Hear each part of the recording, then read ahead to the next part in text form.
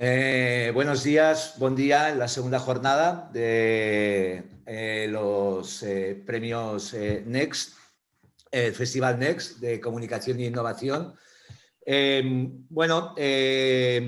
Empezamos el día con una persona a la cual admiro muchísimo y que tengo el honor de poder dialogar con él, con la que tuve el placer también de trabajar y colaborar hace muchos años en Contrapunto, en la agencia.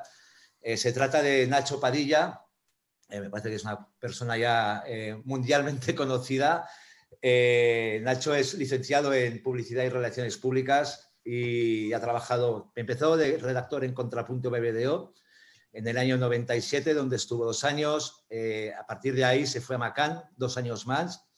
Y luego volví a Contrapunto ya como director creativo hasta el año 2010, año en el que funda su agencia, su propia agencia, con un grupo de compañeros que se llama Viernes, que era un estudio creativo que aplicaba la creatividad a proyectos de movilidad sostenible, administración pública, responsabilidad social e innovación social. Hasta el año 2016, donde deja Viernes para asumir la dirección creativa del Ayuntamiento de Madrid, hasta el año 2019, donde hubo cambio de gobierno, y actualmente ejerce la dirección creativa del Ayuntamiento de Barcelona. Con lo cual, Nacho es una persona que conoce mucho el mundo de las ciudades, y yo empezaría pues por hacerle una pregunta que, aunque parezca obvia, yo creo que tiene una respuesta chulísima detrás, y es, Nacho, ¿qué son las ciudades? Bueno, hola, Enrique. Me alegro mucho de verte. Yo esto me lo planteé como título porque siempre suelto esto, que parece un poco iconoclasta, pero soy como muy... No me agrada mucho la concepción esta de marca ciudad, ¿no? Creo que las ciudades son algo tan complejo, tan diferente, yo creo que en un estadio superior a lo que podemos entender normalmente como marca, aunque es verdad que hay definiciones tan maximalistas que todo es branding y todo es marca y tal, pero creo que están en un estadio superior. Siempre digo que si las marcas tienen la intención siempre de ser comunidades, ¿por qué las ciudades, que son las comunidades por antonomasia, pretenden rebajarse un poco a marca? En algunos momentos incluso... yo creo que en aras de dar un mejor servicio a la ciudadanía se intentó equiparar al ciudadano con el cliente. Entonces era como, al cliente se le da un trato exquisito, vamos a intentar aplicar todas esas herramientas al ciudadano. Y yo creo que eso al final le daba lo rebajaba una bidimensionalidad al ciudadano que tiene el cliente. Yo creo que el ciudadano es algo más complejo, que participa más y de todo lo que es la ciudad que el cliente de lo que es una empresa. Y creo que en un momento dado se confundió el uso del marketing como herramienta, se llegó a manejar como filosofía para manejar las ciudades. Y creo que ha habido muchas externalidades que hemos terminado viendo y que, bueno, pues que yo creo que son solventables variando un poco esa concepción de ciudad-marca, porque creo que no le ha hecho mucho bien al final, después de un recorrido largo que ha habido de este tema. No creo que haya sido el camino a seguir. Pero bueno, eso es una teoría muy discutible. Yo, de todas maneras, Nacho, comparto lo que estás comentando, pero es muy difícil a veces abstraerse, porque al final, cuando te hablan de una ciudad, no sé, yo como catalán, donde ha vivido gran parte de su vida en Madrid y he tenido la suerte de viajar mucho, a mí cuando me hablan de una ciudad que no es la mía, o cuando estoy fuera y me hablan de mi ciudad, sí que ese conjunto de información que vas captando sobre una ciudad y de cómo es, cómo se comporta la gente, qué atributos tiene, a veces sí que me es muy difícil separar del concepto marca, ¿no? Es decir, de hecho, el Ayuntamiento de Barcelona, no sé ahora, pero tenía como una especie de departamento que se llamaba Marca Barcelona, ¿no? Y entonces, que es la que trabajaba y le daba contenido, hablando un poco ya desde el aspecto más puramente marketingiano, pero sí que era dotar de contenido a una ciudad, ¿no? Y eso al final le daba un algo, ¿no? Que luego para mí es muy difícil abstraerme, pero sí que entiendo mucho, porque si Barcelona es una marca, pues los ciudadanos serían los clientes, pero a mí sí que me pasa que cuando hablan de una ciudad me llega una serie de atributos que ya lo defino como una marca. No sé si te pasa esto a ti, o por qué existe un departamento que se llama Marca Barcelona, ¿no? Porque al final es trabajar la ciudad. Sí, yo creo que lo que sucede es que lo hace más manejable. O sea, una ciudad es complejísima. Yo me acordaba en la serie esta de Wire, que es como una radiografía de una ciudad desde todos los puntos de vista. Siempre, luego había cosas en el comportamiento de los ayuntamientos y tal que lo ves, que lo habías visto ahí, ¿no? Esa sensación de que tiras de un hilo y no sabes dónde alguien hace ¡ay! Porque algo has tocado en algún sitio. Es muy complejo. Entonces yo creo que lo de marca y el trabajar desde esta perspectiva simplificaba, ordenaba el trabajo, porque si no es un auténtico caos. Pero yo creo que eso contagió muchas cosas. Incluso yo siempre ponía como ejemplo, en la Wikipedia viene, la entrada de marca ciudad, vienen ejemplos de marca ciudad, ¿no? Y son cosas tan peregrinas como Madrid, capital de la sostenibilidad.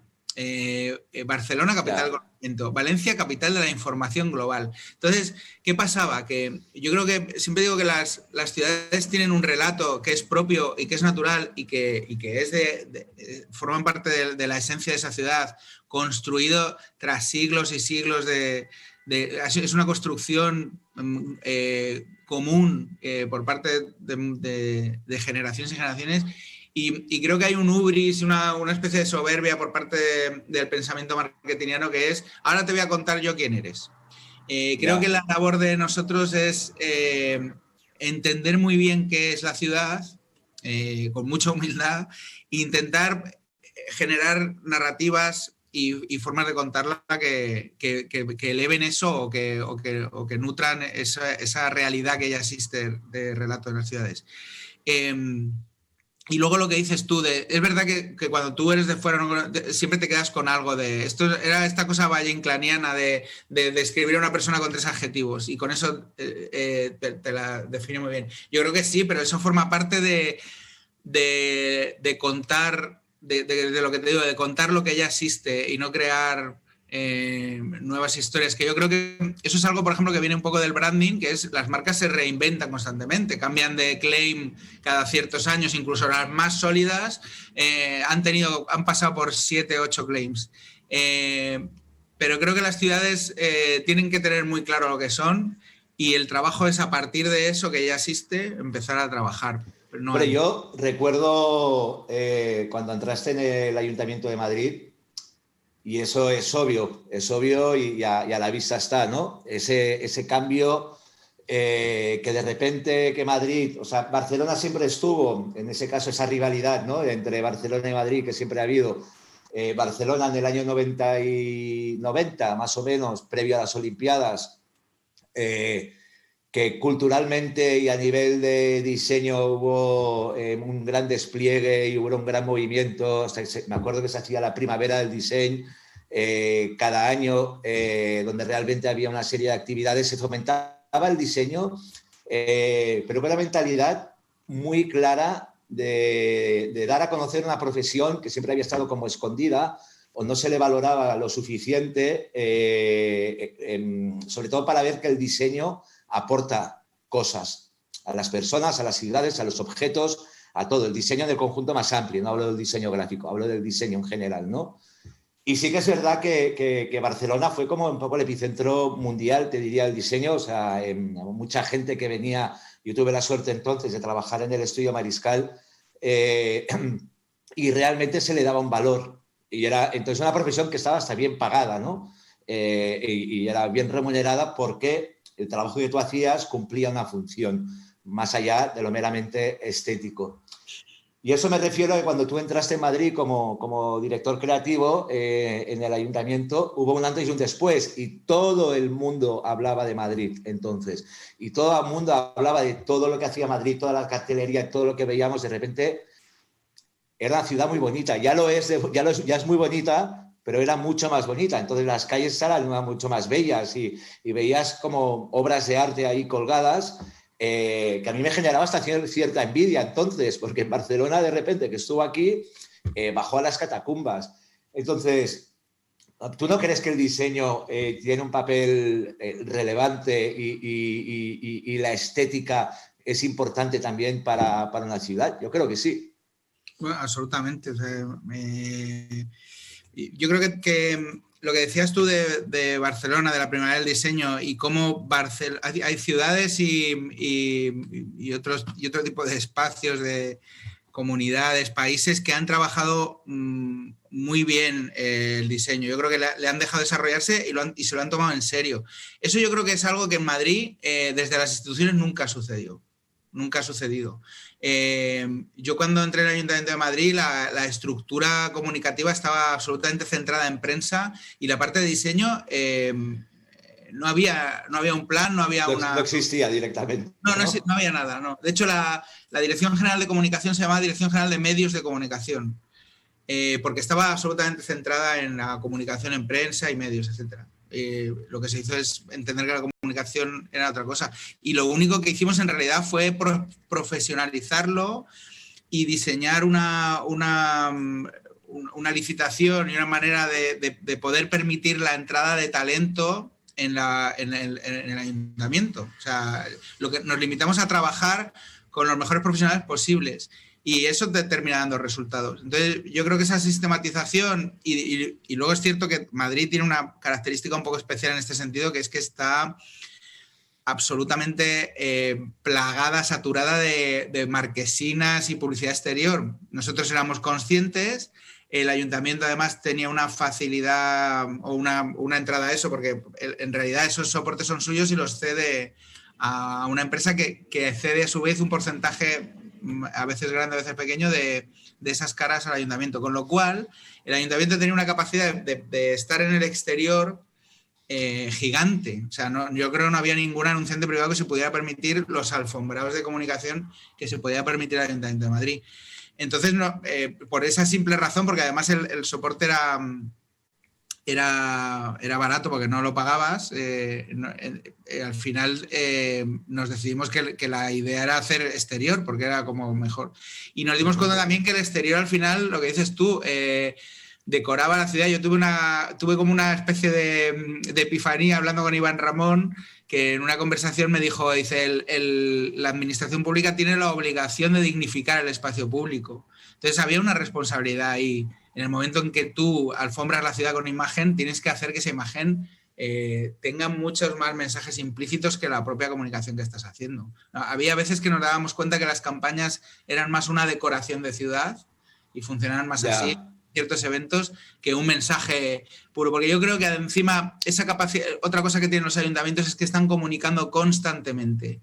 Entonces esa lluvia fina te permitía ser más implícito que lanzar los mensajes. Entonces sí, siempre dejabas un ruido de fondo que al final terminaba calando.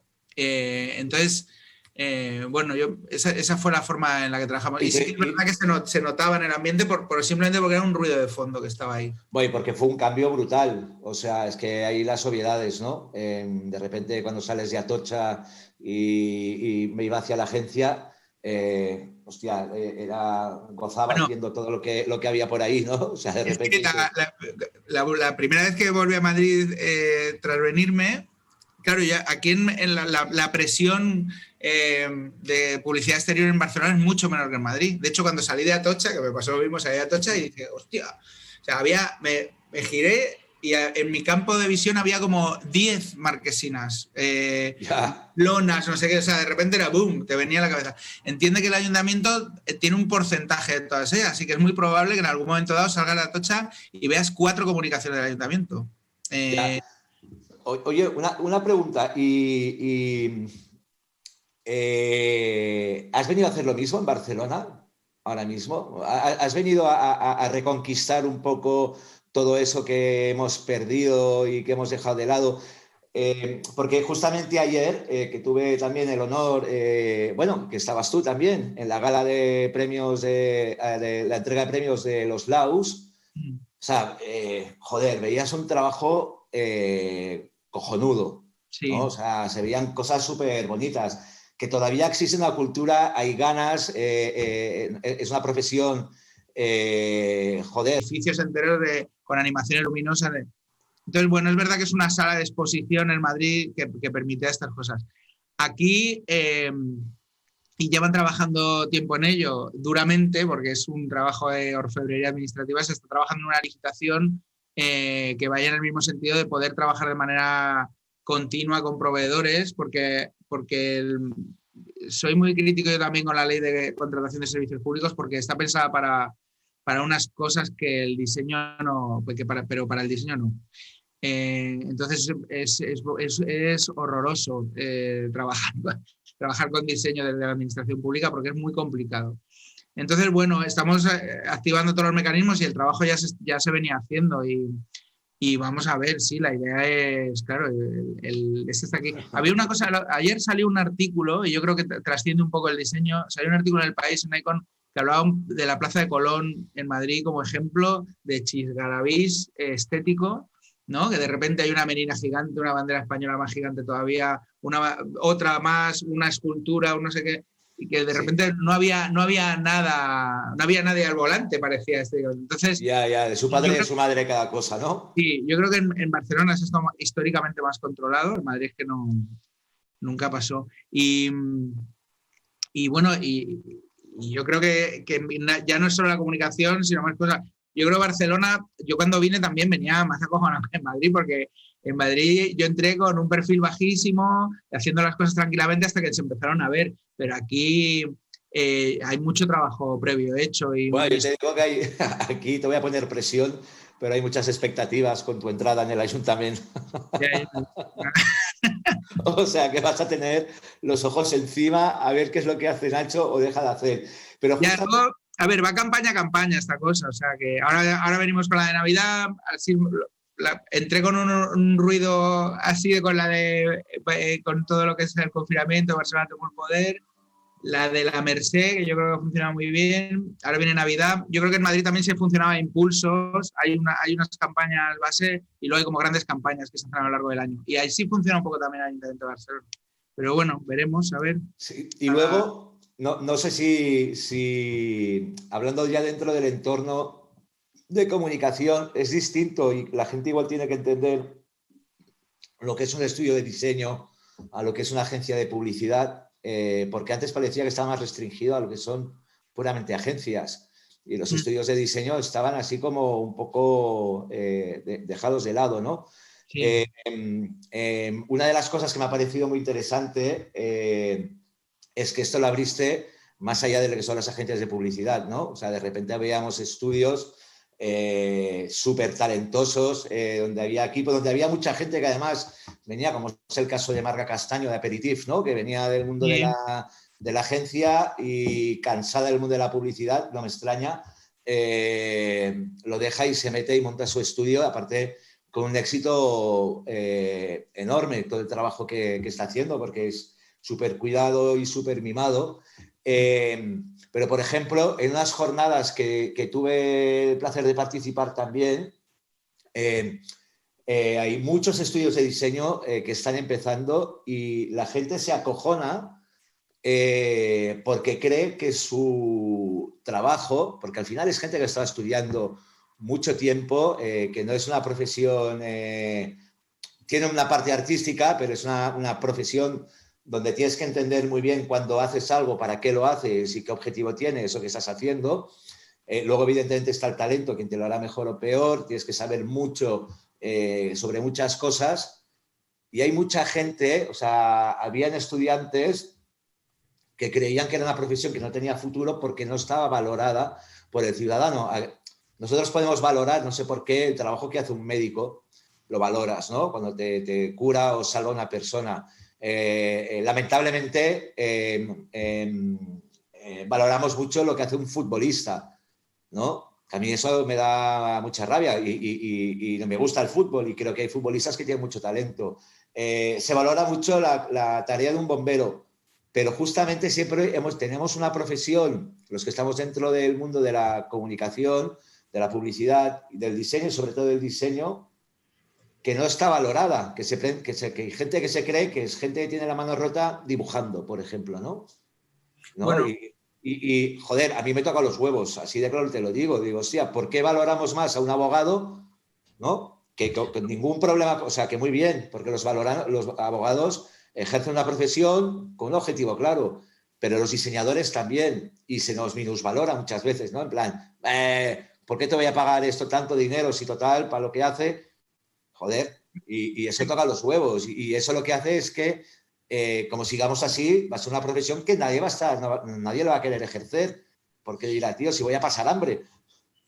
bueno, sí, las circunstancias son bastante horribles. De hecho, mucho de la forma en la que se trabajó en Madrid fue teniendo en cuenta que la crisis había provocado una explosión en el sector que había hecho que eso que dices tú de talentos descomunales habían terminado siendo agencias de una persona, de dos personas, o estudios de una persona, de dos personas, y estaban repartidos por todo el espacio sin que nadie les hiciera verdaderamente caso porque, por ejemplo, pongo el ejemplo de la administración pública, está muy pensada para trabajar con grandes.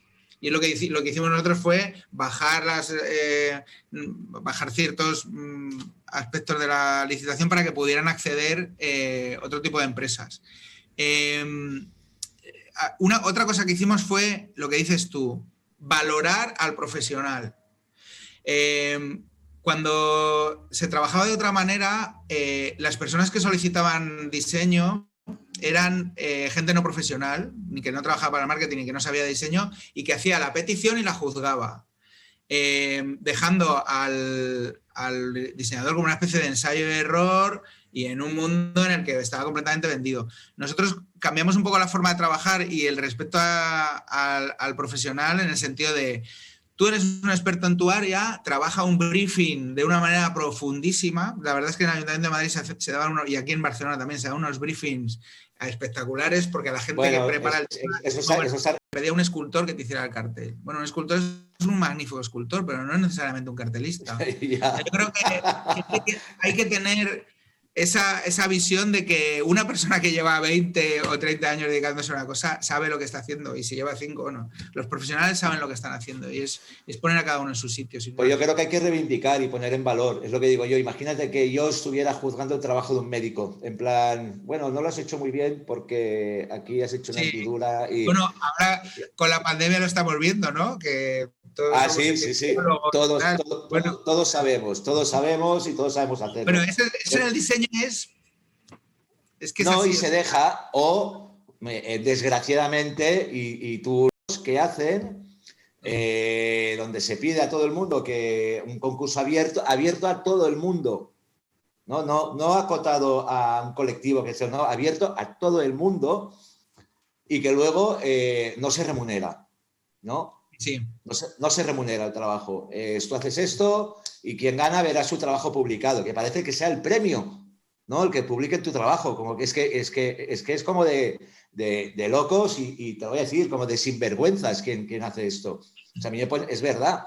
Es decir, tú no puedes abrir, o sea, es que al final eso es lo que hace que no se dignifique la profesión, cosa que tu tarea está ayudando a que se dignifique otra vez nuestra profesión, ¿no? O sea, es decir, cuando, pues eso, iba por Madrid con la moto y de repente había un cartel, las fiestas de San Isidro, por ejemplo, hostia, ves que detrás hay un profesional que ha hecho eso con mucho amor, con mucha pasión, con mucho cariño y con un objetivo clarísimo, ¿no?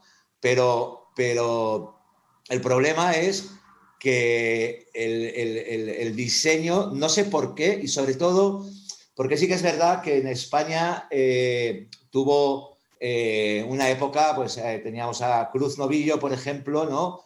Pues que ha hecho grandes logotipos súper conocidos por administración, pero que todos tienen un qué.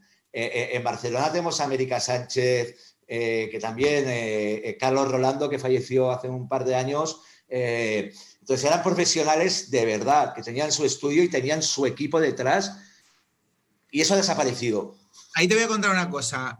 Todas estas personas que estás diciendo recibían los encargos como ahora hacen los encargos las empresas. O sea, tú, Cruz Novillo, vas a hacerme el logo de tal, que ahora, bueno, es impensable, evidentemente.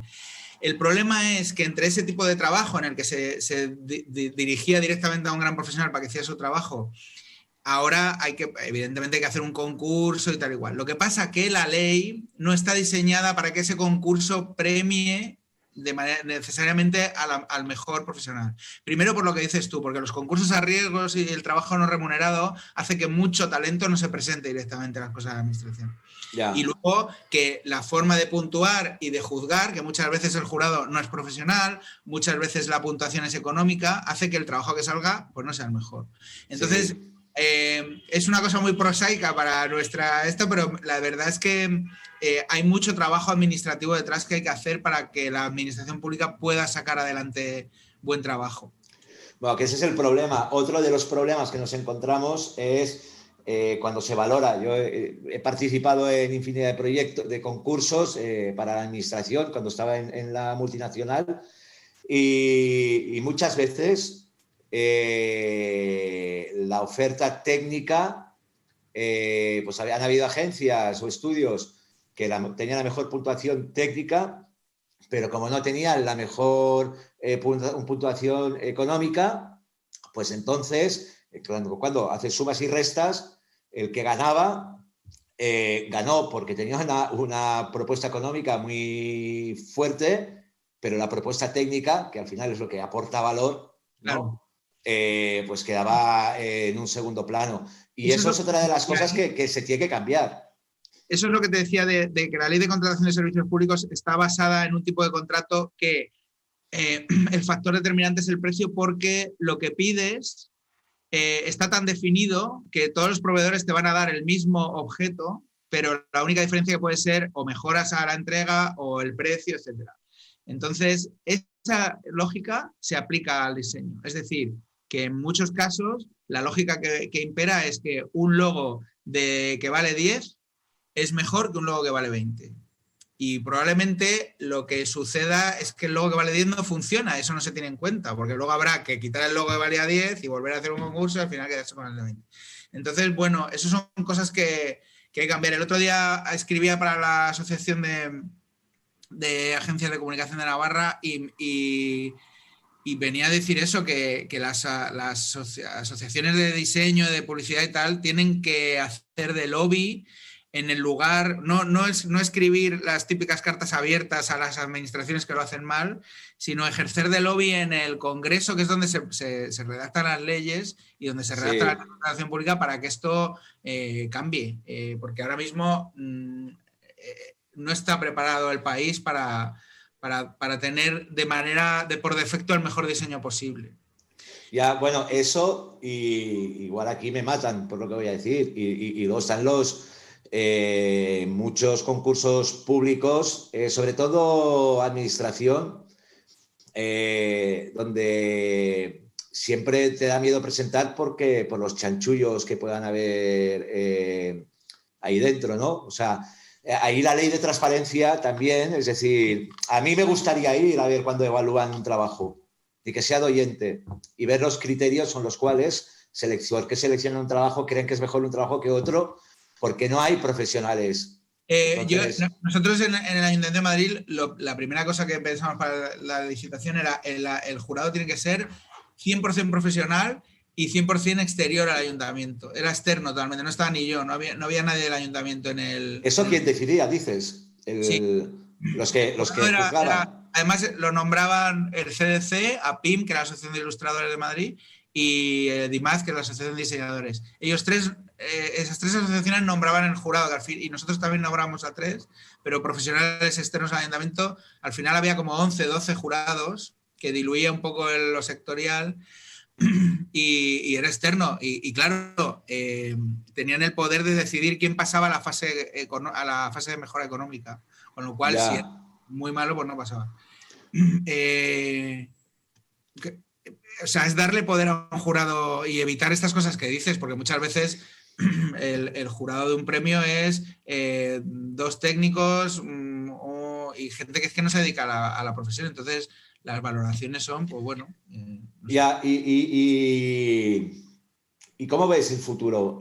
Yo, personalmente, ahora estoy como bastante optimista porque sí que veo que hay, bueno, que es un colectivo, sobre todo, y ahora, pero es como que hacen falta más Nachos Padillas, ¿no? Por repartidos, ¿no? Así como por todos los lados, porque sabes que hay un profesional detrás que lo que va a hacer es valorar el trabajo de nuestra industria, de nuestro sector.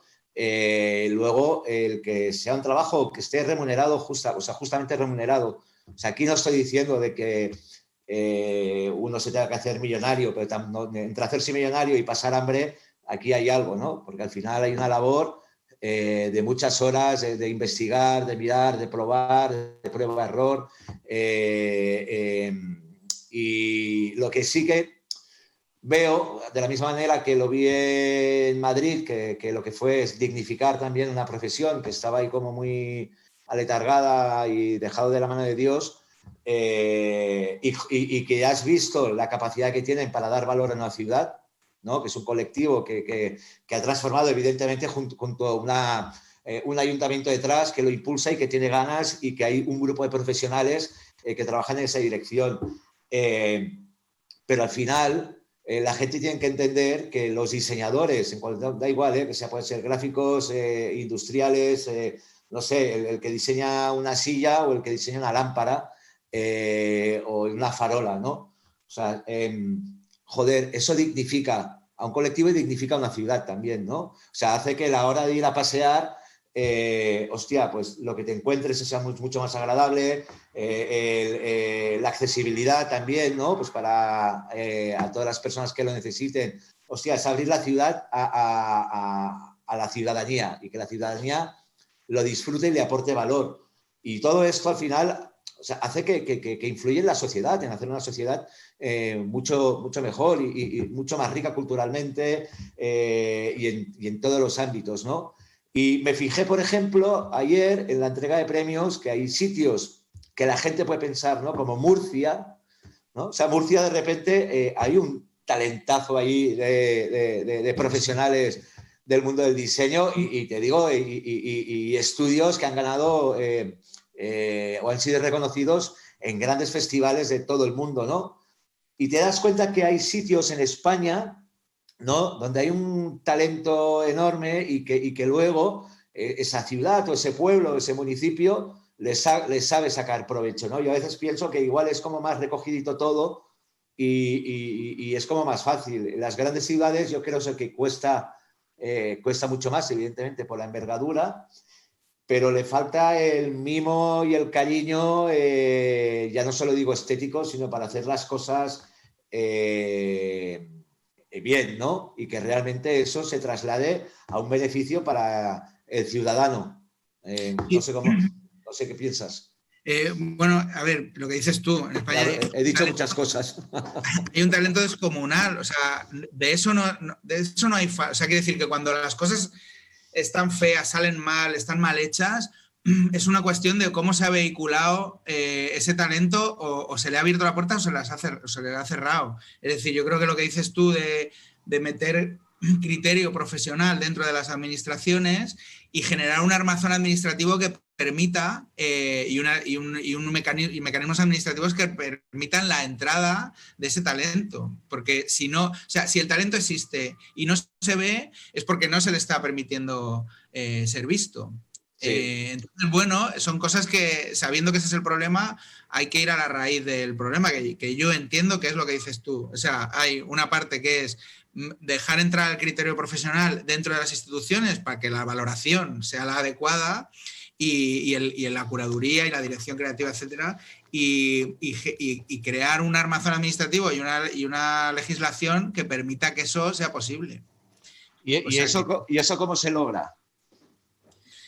A ver, el otro día decían que es que mi papel en otras administraciones, yo creo que donde es posible se puede hacer, y donde no se puede externalizar. Y luego yo creo que lo otro es lo que te decía, hay una labor de lobby necesaria por parte del sector para que la ley esté diseñada. Hay una parte de la ley de contratación pública que tiene que estar dirigida a poder juzgar de manera específica el diseño y un tipo de servicios que tal y como está diseñada no permite juzgar no permite lo que decíamos, no permite la entrada del talento.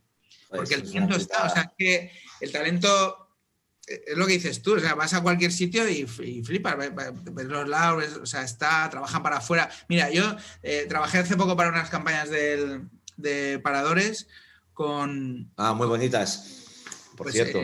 La última pieza que hicimos con Mililitros, ella trabaja prácticamente con clientes extranjeros. Ajá. Y no le llama a nadie. Y aquí en España no.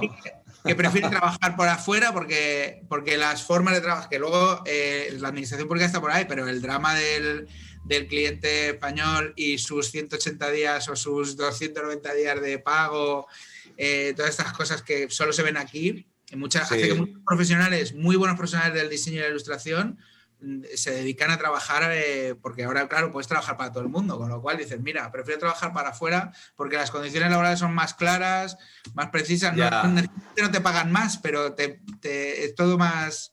Pues más yo creo que acabas de decir, yo creo que el mensaje, lo que acabas de decir de Mililitros, ya está, ¿no? O sea, que talento, que prefiere trabajar para afuera, pues que las condiciones son mejores y porque se les trata mejor y es una pena. Nacho, creo que tenemos que ir terminando. Joder, me hubiera pasado 3 horas más hablando contigo, es un lujazo. Habrá oportunidades. Es un lujazo tenerte en el festival, gracias por aceptar la invitación. Bueno, que sepas que estás invitadísimo a venir a Sitges cuando quieras, que es un pueblito muy, muy bonito también aquí de la costa. Y te agradezco muchísimo esta 40 minutos que hemos estado charlando y nada, darte un fuerte abrazo y darte las gracias por estos minutos tan talentosos. Muchas gracias, Nacho. Un abrazo muy fuerte. Hasta luego. Chao, chao.